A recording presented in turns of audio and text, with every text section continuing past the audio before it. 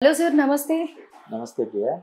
Sir, Nani producer గా coat versus nobody అన్న title తో వస్తూ ఉన్నారు. అది డిఫరెంట్ గా అనిపిస్తుంది అండ్ కొత్త రకమైన కాన్సెప్ట్. ఇప్పటి వరకు ఇలాంటి బ్యాక్డ్రాప్ అంటే మీరు చెప్తారు ఆఫ్ కోర్స్, కాకపోతే ఇప్పుడు ప్రెసెంట్ ఏదైతే పోక్సో అన్న దాని మీద అందరికి అవేర్నెస్ వచ్చింది, వాటి మీదనే ఎక్కువ కేసెస్ కూడా మామూలుగా సొసైటీలో చూస్తూ ఉన్నాం. దానికి సంబంధించి తీసుకొని మూవీ ప్రొడ్యూస్ చేశారు నాని గారు. ఎలా ఉండబోతుంది అని అంటారు? అంటే after a long time, Sankranti తర్వాత ఈ మూవీ వస్తుంది. అంటే ప్రొడ్యూసర్గా నానికి మంచి ట్రాక్ రికార్డ్ ఉంది. అతను ఫస్ట్ సినిమా ఆ సినిమాతోటే ప్రశాంత్ వర్మ, హనుమాన్ ఫేమ్ ప్రశాంత్ వర్మ డైరెక్టర్గా ఇంట్రడ్యూస్ అయ్యాడు. తర్వాత అతను తీసిన హిట్ 2 కూడా మంచి హిట్ అయింది.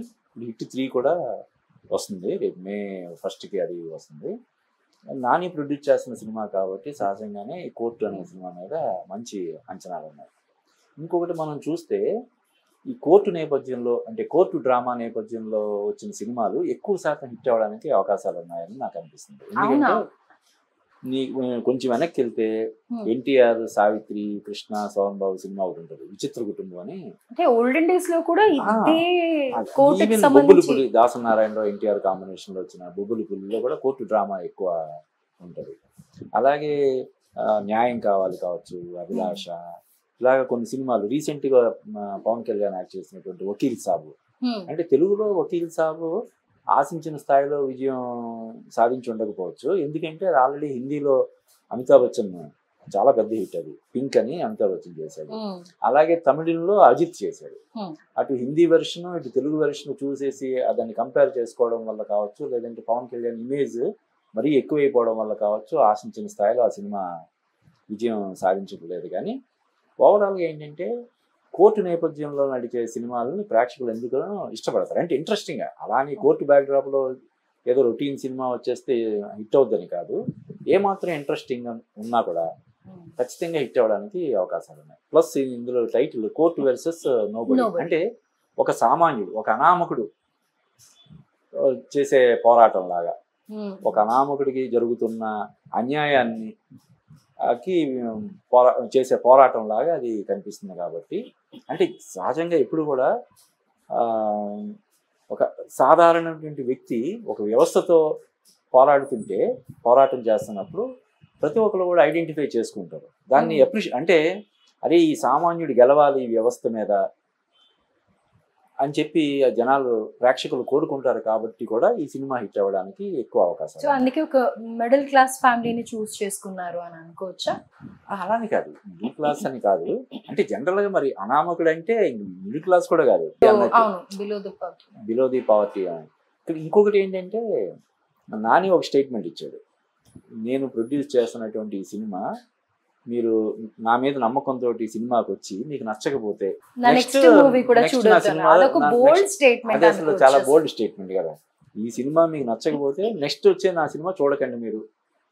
అంటే ఒకవేళ కోర్టు సినిమా ఆదరణకి నోచుకోకపోతే, ప్రేక్షకులు ఆదరించకపోతే, రేపొద్దున హిట్ 3 సినిమా చూడమని అసలు చెప్పడానికి కూడా అవకాశం లేకుండా పోతుంది. ఇంకా అది మే 1 రిలీజ్ సినిమా, ఇంకా దాని ప్రమోషన్స్ అవి ఇంకా ప్రాపర్గా ఇంకా స్టార్ట్ చేయలేదు.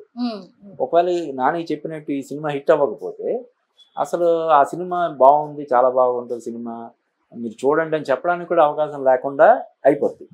అందువల్ల కూడా ఈ సినిమా ఖచ్చితంగా, అంటే నాని ఒక స్టేచర్ ఉన్నవాడు, క్రెడిబిలిటీ ఉన్న హీరో కాబట్టి అతను సినిమా అతనికి బాగా నచ్చి ఉండకపోతే ఇది ఖచ్చితంగా జనాలకి ఎక్కుతుంది, జనాలు కూడా బాగా ఆదరిస్తారు అనే నమ్మకం కలిగి ఉండకపోతే అంత బోల్డ్ స్టేట్మెంట్ ఇవ్వడు. దానివల్ల కూడా ఈ కోర్టు సినిమా పట్ల అంచనాలు బాగా, మామూలుగా చూస్తే మనం అంతకుముందు వరకు కోర్టు సినిమా అనే దాని గురించి పెద్దగా ఎవరికి తెలియదు, వాళ్ళు కూడా దాన్ని ఎక్కువ మరీ హైప్ తీసుకురావాలని అనుకోలేదు. మా కొంచెం సైలెంట్గానే వచ్చి ఉట్టి కొట్టాలన్న ఉద్దేశంతో వాళ్ళు ప్లాన్ చేసినట్టు అనిపిస్తుంది. ఇప్పుడు ఈ నాని స్టేట్మెంట్ తోటి ఒక్కసారి ఆ సినిమా మీద అంచనాలు అయితే పెరిగాయి. అందులో శివాజీ ఇందులో నెగిటివ్ షేడ్స్ ఉన్నారు, చాలా రోజుల తర్వాత. అలాగే ప్రియదర్శి తను చేసే సినిమాలు కొంచెం సెలెక్టివ్ గా చేస్తుంటాడు, రోహిణి వీళ్ళందరూ. అలాగే సాయి కుమార్ ఉన్నాడు. అంటే కోర్టు బ్యాక్డ్రాప్ లో సాయి కుమార్ లాయర్ గా వాదిస్తుంటే ఎలా ఉంటుంది అన్నది మనం ఒకసారి విజువలైజ్ చేసుకుంటేనే మంచి ఇంట్రెస్టింగ్ అనిపిస్తుంది. ఒక సామాన్యుడి కోసం చేసే పోరాటం కాబట్టి జనాలందరూ కూడా ఏమాత్రం అది బాగుంటే బ్రహ్మాండమైన పెద్ద హిట్ చేయడానికి అవకాశాలు ఉంటాయి. ఆ మెయిన్ లీడ్ ఎవరైతే ఉన్నారో అబ్బాయి హర్ష కానీ లేకపోతే అమ్మాయి కానీ వాళ్ళు కొత్తగా అనిపించట్లేదు స్క్రీన్ మీద చూసినా కానీ. చైల్డ్ ఆర్టిస్ట్ గా చేశాడంట అబ్బాయి. అంటే ఇటువంటి సినిమాలకి కొంచెం ఇమేజ్ లేని వాళ్ళు ఉంటేనే బెటర్ అన్నమాట. కానీ ఫ్రెష్ ఫేస్ లాగే, ఎందుకంటే అబ్బాయిని హీరో హర్ష్ ని మాత్రం కొన్ని వాటిల్లో చూసాము, గుర్తుపడతాం, కానీ అంత నోటెడ్ కాదు కాబట్టి. అంటే వాళ్ళ నటనలో అనుభవం ఉండి పెద్దగా తెలియకపోవడం, అంటే బాగా నిశితంగా సినిమాలను ఫాలో అయ్యే వాళ్ళకి తెలుసు తప్ప మామూలుగా తెలియదు కాబట్టి అది ఓ రకంగా అడ్వాంటేజ్ అవుతుంది. ఇమేజ్ లేకపోవడం అన్నది అడ్వాంటేజ్. నేను స్టార్టింగ్ లో చెప్పినట్టుగా పోక్సో యాక్ట్ అనేది ఈ మధ్య కాలంలో ఎక్కువగా వినిపిస్తుంది కదా, దాన్ని బేస్ చేసుకొని తీయడం గురించి మీరు ఏమంటారు? అది అంటే పోక్సో చట్టం అనేది చాలా పవర్ఫుల్ చట్టం. అది నాన్ బెయిలబుల్, అంటే ఆ సెక్షన్ కింద కేసు పెడితే అవతల వాళ్ళు ఎంత ఇదైనా సరే దానికి బెయిల్ రావడం కూడా చాలా కష్టం ఉంటుంది. అంటే మైనారిటీ తీరని అమ్మాయి, ఒకవేళ అమ్మాయి పూర్తిగా సహకరించినా ఓకే అన్నా కూడా అటువంటి పరిస్థితుల్లో కూడా 18 సంవత్సరాల లోపు ఆ అమ్మాయితో మిస్బిహేవ్ చేస్తే అది నేరం అన్నమాట. అంటే దీంట్లో ఇండైరెక్ట్ గా ఇంకెవరినన్నా ఇన్వాల్వ్ చేయడానికి చేశారని అనుకోవచ్చా? లేదు, ఆ స్టోరీలో ఒక భాగం. అదేమంటారు మామూలుగా, అంటే చాలా మందికి తెలియదు. ఇప్పుడు ఆడపిల్లలు ఏంటంటే 12-13 అంటే ఈ మధ్యన ట్రెండింగ్ లో ఉన్న మూవీ ఇండస్ట్రీకి సంబంధించిన వాళ్ళ పైనే ఇలాంటి ఒక యాక్ట్ ఉంది అనేది తెలుసుకున్నారు ప్రజలు.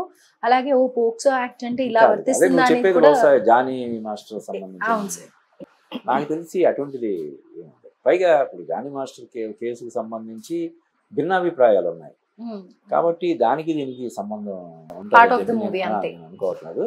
అయితే ఇటువంటి చట్టం పట్ల అవగాహన కలిగించే ఇది కూడా మంచిది. ఎందుకంటే కొంతమంది ఏమనుకుంటారు, తను కూడా ఇష్టపడుతుంది కాబట్టి మనం ప్రొసీడ్ అవ్వచ్చు, ముందుకు వెళ్ళొచ్చు అని చెప్పి కొంతమంది అనుకుంటారు. కానీ తను అంగీకరించినా కూడా, తను పూర్తి స్థాయిలో సహకరించినా కూడా అది తీవ్ర నేరంగా దాన్ని ప్రభుత్వం పరిగణిస్తుంది, చట్టం పరిగణిస్తుంది. కాబట్టి ఆ విషయంలో అవగాహన కల్పించే అవకాశం కూడా ఈ సినిమా ద్వారా ఉంటుంది. అంటే ఏదైనా సరే మనం ట్రైలర్ చూస్తే చాలా ఇంట్రెస్టింగ్గా ఉంది. కొత్తగా ఎవరో డైరెక్టర్ పేరు ఏం పేరు? రామ్ జగదీష్. ఈ సినిమాతో రామ్ జగదీష్ అనే కుర్రాడు డైరెక్టర్గా ఇంట్రడ్యూస్ అవుతున్నాడు. అంటే జనరల్గానే ఫస్ట్ టైం డైరెక్ట్ చేసే వాళ్ళలో విపరీతమైనటువంటి ఫైర్ ఉంటుంది. ఎందుకంటే ఈ సినిమా హిట్ అయితేనే అతనికి నెక్స్ట్ ఫ్యూచర్ కాబట్టి వాళ్ళు మ్యాక్సిమం ఎఫర్ట్స్ పెడతారు. పైగా ఒక కొత్త డైరెక్టర్ చెప్పిన సబ్జెక్ట్ని ఒక ప్రొడ్యూసర్ ఓకే చేశాడంటే కూడా ఎంతో విషయం ఉంటే తప్ప ఓకే చేయరు. ఒకవేళ సబ్జెక్ట్ ఓకే చేసినా కూడా ఇటువంటి సెన్సిబుల్ సబ్జెక్ట్ని హ్యాండిల్ చేయగలుగుతారు లేదని వేరే ఎవరినైనా ఈ కథని మేము వేరే వాళ్ళని పెట్టుకుంటాం అనే ప్రపోజల్స్ కూడా చేస్తుంటారు. అటువంటిది ఒక కొత్త డైరెక్టర్ రామ్ జగదీష్ అనే కొత్త కుర్రాడు ఈ సినిమా ద్వారా దర్శకుడిగా పరిచయం అవుతున్నాడు కాబట్టి కూడా ఈ సినిమా హిట్ అవ్వడానికి ఎక్కువ అవకాశాలు ఉన్నాయని మనం చెప్పచ్చు. ట్రైలర్ లో కూడా మీరు అన్నట్టుగా ఇప్పుడు రామ్ జగదీష్ కొత్తగా పరిచయం అయినా కానీ ఏం లేదు, ఇంతకు ముందు ఏదో చూసిన ఎక్స్పీరియన్స్ లాగే అనిపిస్తుంది తప్ప ఫ్రెష్ గా అంత బాలేదు అన్నట్టుగా ఏం లేదు. నరేషన్ అంతా కూడా చాలా గ్రిప్పింగ్ గా, చాలా ఇంట్రెస్టింగ్ గా, చాలా గ్రిప్పింగ్ గా ఉంది. అంటే ట్రైలర్ చూస్తే ఖచ్చితంగా మనం ఈ సినిమాకి వెళ్ళాలి, ఈ సినిమా చూడాలి, అసలు ఏంటి స్టోరీ అన్న క్యూరియాసిటీ వస్తుంది. ఇందాక మనం చెప్పినట్టు ఇంక నాని ఇచ్చిన స్టేట్మెంట్ ఎలాగో ఉంది, ఈ సినిమా మీకు నచ్చకపోతే ఇంక నా సినిమాలు ఏవి చూడొద్దు అన్నట్టుగా మాట్లాడారు. కాబట్టి కూడా ఈ సినిమా మీద మంచి అంచనాలు ఏర్పడడానికి కారణాలు అయినాయి. హిట్ అవ్వడానికి కూడా ఎక్కువ అవకాశాలు ఉన్నాయి. ట్రైలర్ అయితే చాలా ఇంట్రెస్టింగ్ గా ఉంది. అండ్ మ్యూజిక్ డైరెక్టర్ ని కూడా సార్ షార్ట్ ఫిల్మ్స్ లో కానీ లేకపోతే ఇండివిజువల్ మ్యూజిక్ ఆల్బమ్స్ చేస్తాడని కూడా విజయ్ బుల్గన్ కొన్ని రీసెంట్ గా కొన్ని అదే నా పెళ్ళాం సాంగ్ ఉంది కదా ఒకటి, అది చాలా హిట్ అయింది. అతను విజయ్ బుల్గన్ సినిమాలు కూడా అతను చేశాడు సెలెక్టివ్ గా. ఫేవరెట్ నా పెళ్ళాం సాంగ్ అన్ని అంటే ఒక సినిమాకి అన్ని కలిసి వస్తేనే సినిమా హిట్ అవుతుంది.